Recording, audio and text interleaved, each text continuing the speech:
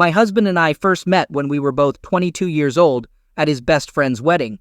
I instantly fell in love with him, and it seemed like he had some interest in me as well. The day after the wedding, we had our first date in the park, and our relationship quickly became intense. Felix was everything I ever wanted in a partner. Smart, kind, good-looking, caring, strong, and fair. He was always there for me when I needed support, comforted me during tough times, and helped with my problems. He wasn't just my rock, he was my ideal man, and I loved him completely. After a year, we decided to move in together, and a year later, we got married. However, our marriage had its share of challenges. My husband was hardworking and shared household chores with me, but financial issues began to strain our young family, leading to occasional conflicts. During one of our fights, I left home for 2 weeks. Felix, who usually avoided confrontation, was slow to make amends, and my pride stopped me from reaching out first. I waited for him to make the first move. During that time, Felix's best friend Daima, who was also my friend, offered support when he saw how troubled I was. Our conversations turned passionate, leading to a night we spent together. I saw it as payback for Felix's indifference. But just 3 days later, Felix came to me with roses, apologized, and begged for my return. I realized my mistake, but it was too late. We reconciled, and things got better. Then, I discovered I was pregnant, and to my shock, the child was not Felix's, but Daima's. I struggled with this revelation, but it was too late. So, the choice of whether to have the child or not was out of my hands. I gave birth to my son 6 months later, and I cried every night, regretting my foolishness and losing the love of my life. I knew I had to confess, but I couldn't bear to break Felix's heart. Throughout my pregnancy, he was overjoyed, proudly telling everyone about his beloved wife giving him a son. His emotional moment at the maternity hospital, holding our child and calling him my son, my joy, my daddy's pride, is etched in my memory. I had planned to tell him the truth when our son was older, but that moment never came, and I continued to lie. 14 years passed, and our family seemed harmonious. I buried my deceit because being a father means more than just biological ties. But, as they say, secrets have a way of coming to light. One day, Felix found the unsent letters I had written to Daima. When I came home, he was standing in the dark, holding those letters. It shattered my soul. He said nothing, and his eyes held no emotion. I cried, begged for forgiveness, and tried to explain, but he remained silent. In that silence, I realized the depth of my wrongdoing and was ready to face any consequences. Felix just moved away from the window, sat on the couch, and cried. Seeing this, I lost control and became hysterical, sobbing uncontrollably. He left without a word, and I kept crying, realizing I had destroyed his life. My husband and I are both 38 years old, and our son Tom was at the center of our world. We had hoped for another child, but my health issues prevented it. Felix had dedicated his life to raising his best friend's child, his pride, and now he knows it's all a lie. That night, all I could think of was my terrible mistake. I wanted to die, but my love for our son stopped me. The next morning, Felix packed his things and left, ignoring my pleas to stay. It's been 2 months, and I'm still searching for a chance to beg for his forgiveness. I may be a fool, but I believe I have a chance because Felix hasn't filed for divorce and still communicates with our son. Daima only found out he was the father a year after the birth. I thought it wouldn't affect him, but to my surprise, he developed paternal feelings. He offered to raise our child because he and his wife had none, but I refused, as I loved only Felix. Tom felt only friendly sympathy for his biological father, and I didn't want to disrupt his family. I begged Daima not to interfere, emphasizing my love for my husband, our son, and our family. Daima sent money as unofficial child support, but I refused. Eventually, he walked out of our lives, though he and Felix remained friends until the truth came out. As for the letters, I kept them out of sentimentality, but it ultimately cost me my family. My husband has always been a great man. After our first big fight, I made a foolish decision to stay with my brother for 2 weeks. We had a good, friendly relationship. After the argument with Felix, we often talked on the phone. He tried to calm me down and convince me to return to my husband. But I was waiting for Felix to reach out, not his friend. and he stayed silent.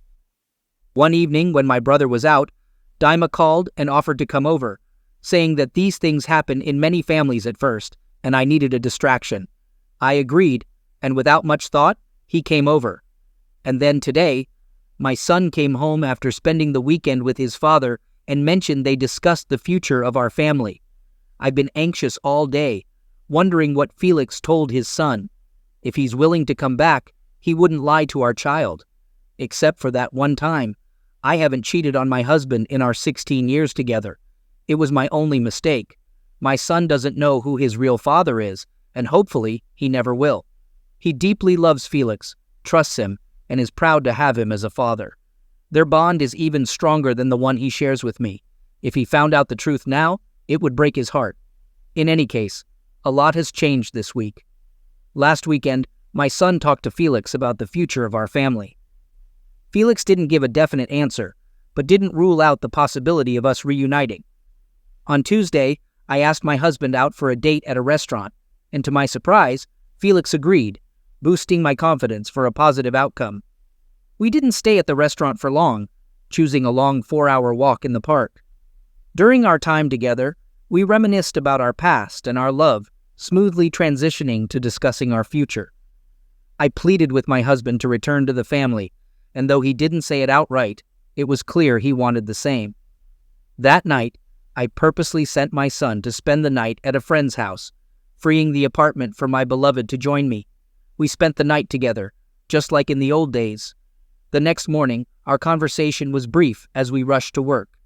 In the evening, as my son and I were having dinner, Felix unexpectedly arrived with his belongings.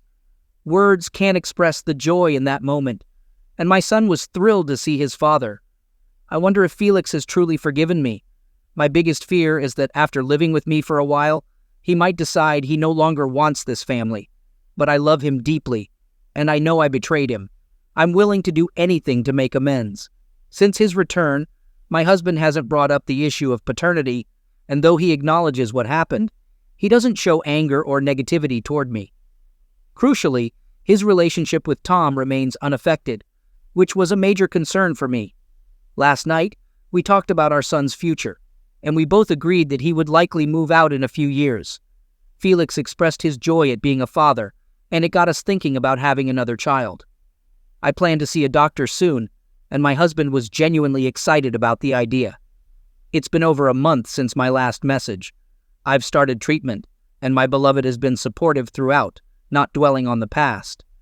According to the doctors, I have a good chance of conceiving and having a child after the treatment. The process is expensive and time-consuming, but my husband and I are ready to face any challenges for our happiness. In retrospect, I recognize the enormity of my mistake, but time cannot be rewound. I must take responsibility and live with the consequences of my actions. Things have taken a different turn in the family of my child's biological father. Felix and Daima haven't communicated for months, and I thought it was the end of their story. However, I was wrong. Daima's wife found out that he had a child with me, and her pain and frustration are indescribable. She feels the same betrayal my husband experienced a few months ago, betrayed by her beloved husband and her best friend. We had one conversation, if you can call it that, with her yelling, crying, and even slapping me a few times. Since then, we haven't spoken, and I haven't attempted to contact her. I understand that she will never forgive me. I had hoped she would come to her senses and give her husband another chance. However, last week, she filed for divorce and kicked Daima out of the house. What pains me the most in this story are their 2 young daughters, aged 12 and 5, and now their family is shattered because of my fault, my mistakes. 6 people have suffered because of me. My beloved husband, who dedicated his whole life to his family. My son, who will never know that his beloved father, whom he idolizes, is not his biological father. My best friend, who lost her marriage because of me and is now left alone with 2 children. Her 2 little daughters, who lost their favorite daddy, and Dima himself. He lost the most in this story, a friend with whom they had been inseparable for more than 15 years. His wife, who now doesn't want to see him. His daughters, whom Nasty doesn't even allow to talk to their father, and convinces them that he is a traitor, his apartment, which he worked hard for, and which will now be taken by his ex-wife. All this suffering, all this pain, it's all my fault. I don't know if I have the right to have children at all. Why did my lover forgive me? Why? If I were in his shoes, I wouldn't even look at me. I started therapy so we could have a child of our own, but it didn't work out. In the end, we decided it's not worth it. These treatments are costly and unlikely to succeed. My husband initially reacted normally, or so it seemed, but later I realized how much pain he was in. The worst thing happened at the end of the summer. It was exactly what I had feared. Our son discovered the truth, a day I'll never forget. I wish I could forget, but I can't. I genuinely believed I could shield my child from the consequences of my wrongdoing. I hoped and prayed, but it was all in vain. When Tom learned the truth, something within him broke. He transformed from a sweet, kind boy, dearly loved and caring towards his family, into a different person within days. For nearly 4 months now, we've been living through a nightmare. My son has started drinking, smoking, staying out late at night, and we have no idea where he goes the rest of the time. He's made some unsettling friends, and just the sight of them gives me the creeps. Rough-looking kids with a bad reputation throughout the neighborhood. The police know me well, but they've done nothing. It's a family issue. Deal with it. We've got more important matters to attend to.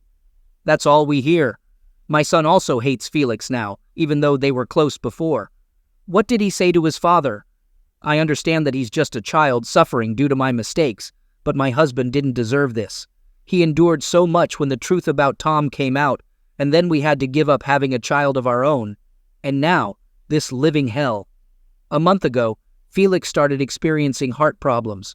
He was hospitalized with symptoms resembling a heart attack. Thankfully, it wasn't a heart attack, but he's on medication and might need surgery down the road. The doctors have warned him to avoid stress, but my son seizes every opportunity to provoke him. I try to intervene, but my husband sees me as being helpless. I witness his pain and resentment daily. He spends days in bed in silence. I've told him that depression could break his heart, but he doesn't listen. We're only 39 years old, yet in this time, he's aged visibly, looking 50 and constantly appearing sad. I have developed wrinkles and deep bags under my eyes. I'm living in a hell of my own making. Every day, I berate myself for my mistake, my betrayal, and pray for peace and harmony in our family. But I no longer believe in that, not in God, not in a happy ending for us.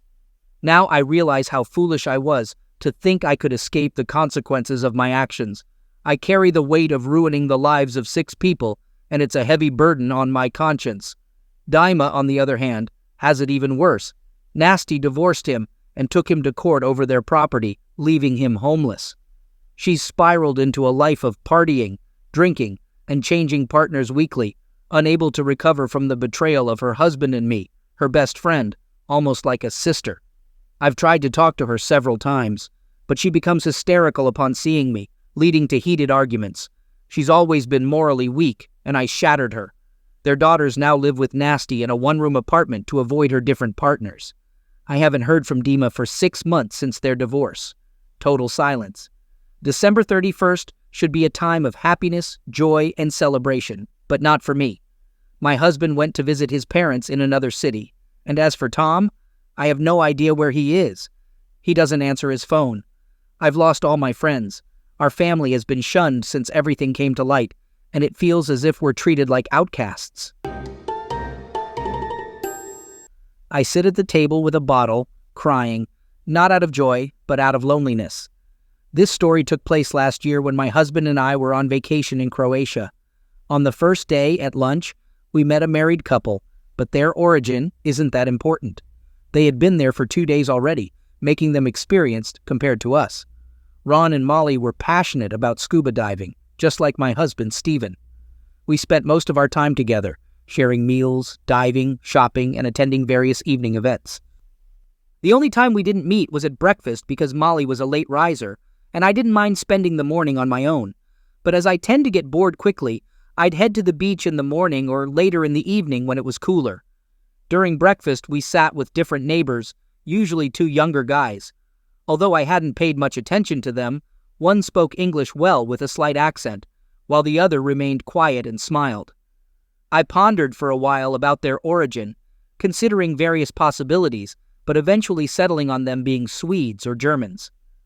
I was curious to see if I was right, but it felt somewhat awkward to ask. Our interactions were limited to exchanging greetings and wishing each other a good meal.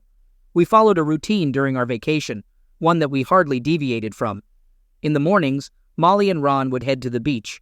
Later, when it got hot, we'd either return to our rooms or explore the city once the weather cooled down. Diving was part of the plan, then back to the beach until almost sunset, and finally, visiting a bar or cafe for some dancing in the evenings. In contrast to them, I didn't take up scuba diving, despite my husband's attempts to get me interested. I had a fear of diving to significant depths, where panic would set in, and I worried about running out of air. I couldn't conquer this fear, and my husband eventually went diving without me. Instead, I'd stay on the boat, swim around it, or sunbathe on the deck. After a few days of this, I got tired and began spending time at the hotel pool, swimming or relaxing by the poolside with magazines as my companions. One day, I was at the pool, either refreshing myself or reading a magazine when, suddenly, right by my ear, a voice greeted me with, "Good afternoon." Even though it wasn't spoken loudly, I was startled, and the magazine slipped from my hands. I instantly recognized the voice with its distinctive accent, hard to forget. Turning towards the voice, I saw my breakfast neighbor, standing there with a smile. However, my disapproving expression wiped the smile from his face, and he began apologizing, explaining that he didn't mean to startle me and asking for forgiveness. I remained silent and resumed reading my magazine, though my heart was still racing from the scare. He apologized once more and walked away. After a few minutes, I managed to calm down. Unexpectedly, he returned, offering another apology and explaining that he didn't intend to frighten me. He asked if he could buy me a drink, and despite my initial hesitation, I accepted the glass of wine he offered.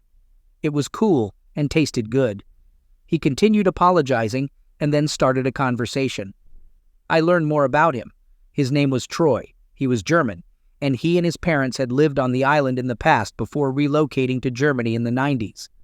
He was on vacation with his friend Kurt, who understood a little English but didn't speak it. Our conversation flowed naturally, and I began to feel sorry for him. The following day, he returned, and by the third day, I found myself eagerly looking forward to his presence. He became a regular visitor, and we developed a strong connection. Our conversations spanned various topics, with no topics off-limits. We simply enjoyed our relaxed and pleasant discussions. Our stay at the resort continued, and we grew accustomed to each other's company. I valued our interactions, and he left a positive impression on me, and over time, I even started to like him. Our discussions covered a wide range of subjects, and there seemed to be no subjects we couldn't explore. It felt effortless and enjoyable. As our vacation progressed, we crossed the equator, and it was on Molly's birthday that our vacation routine shifted. On that day, Stephen and I, along with Ron and Molly, spent half the day searching for a birthday gift. In the evening, they invited us to a cafe for a light dinner and dancing. The husbands enjoyed whiskey, while Molly and I indulged in the local red wine, which was light and delightful to the taste, and surprisingly easy to drink. The wine had little to no taste, and we both had a fair amount. My head felt light, and I didn't even notice the intoxication. Molly and I had a wonderful time on the dance floor, while Stephen and Ron took a break and sat at a table, engrossed in their conversation. Molly and I would occasionally return to the table to catch our breath and quench our thirst. The atmosphere was delightful. The drink I had consumed was starting to take its effect. While we were at the table, I spotted Troy near the bar. He noticed me and waved. I mechanically waved back, and to my surprise, he made his way towards us. Troy asked my husband, "May I invite your wife to dance?" Stephen momentarily turned his attention away from his conversation with Ron and nodded in agreement. We started with a couple of quick dances, followed by a slow one. Troy put his arm around my waist, and I wrapped my arms around his shoulders, swaying together to the music. He whispered in my ear, and I let out a chuckle. When the music ended, we returned to our table. Surprisingly, Molly also seemed tired of the men's conversation, so she invited Troy to join us. To my amazement, he accepted the invitation. Upon discovering that it was Troy's birthday, he raised a toast to the birthday girl. After a while, the three of us, Molly, Troy, and I, headed back to the dance floor. When the music slowed down, Troy asked me to dance once more. After the dance, we returned to our table, had more drinks, took a short break, and I suggested that we all go dancing. Both Stephen and Ron declined, and so did Molly. Troy and I returned to the dance floor, and when it was a slow dance, his hand glided gently on my hips as we swayed. "Troy," I said. "What?" He pretended not to understand. "Your hand," I replied. "Sorry," he excused himself. "It's kind of automatic." After a while it happened again, and though he once more naively excused himself, it somehow continued to happen. He did it on purpose. Then his hand went down again and again. I stopped telling him, and even though his touch was pleasing to me, I just began to return his hand to my waist myself. At the next slow dance, it was all over again, and at some point, I got tired of taking his hand away. I just stopped paying attention. It was dimly lit on the dance floor, and no one was paying attention to us, and it was a long way to our table, with other dancers blocking the view. He began lightly caressing me. His touch felt nice, but there was still a limit. "Troy, come on, are you uncomfortable?" His question just stunned me. I thought he was going to make excuses, and I couldn't even find a way to answer him. He pulled me closer and began whispering in my ear. "You're so beautiful. I like you so much. When I saw you, the compliments just kept coming." His words were incoherent but exciting. My mind was a whirlwind, a mix of his words, the drinks, and the haze in my head. "Stop it, please." The compliments kept flowing. Suddenly, he stopped talking and started kissing me. My ear, my hair, my neck. A pleasant shiver ran through my body. And then I felt his actions become more active. "God, what is he doing? Has he gone crazy? Stop it!" I wasn't asking him, I was begging him. "Don't!" I was trembling with desire or fear or both. He took my arm and pulled me with him. I followed him as if I were in a trance, like I was in a fog. He was practically dragging me somewhere. Finally, we stopped, my back pressed against something, and he started kissing me again. I couldn't comprehend where I was or who I was with. The kisses covered my face, my hair, my neck. I was shivering all over. He found my lips and kissed them deeply. My skin was covered in goosebumps, and my desire grew. Troy's kiss stopped, and I could feel the warmth of his face and the unevenness of his breaths. Shivers ran through me, and the surroundings seemed hazy as I drifted into a mental fog. We navigated through some bushes and entered an alley. The cafe was just a few steps away, and my anticipation was building. Everything had unfolded beyond the cafe's walls, and we could have been seen. This thought sent a thrill through me, alternating between warmth and a shiver down my spine. Within minutes, we reached the entrance to the dance floor of the cafe. Leaning in, Troy whispered, "You're amazing. When my husband falls asleep, come over," and handed me his number. Still in a daze, I made my way to the bathroom. I splashed water on my face, trying to regain my composure. The cool water brought me back to reality. I realized that I was a married woman who had just betrayed her husband with a complete stranger. Returning to my husband and friends, a creeping fear intensified with every step. I felt a chill inside, my cheeks flushed, and it seemed as if I no longer had control over myself. Surprisingly, no one questioned my absence. I slumped into my chair and poured a full glass of wine. I sipped it slowly, attempting to hide any signs of what had occurred. Despite my efforts, Stephen noticed my detachment and asked, "Katie, are you okay?" I nodded silently. "Should we go home?" I nodded again. I was in a strange state of turmoil. On one hand, everything that had transpired thrilled me, but at the same time, I couldn't relax, fearing that we might be discovered. Stephen was unsteady on his feet, having had his share of drinks during the evening. That didn't concern me at all. I was looking forward to the night ahead, hoping I wouldn't have to go through such encounters with strangers in my life again.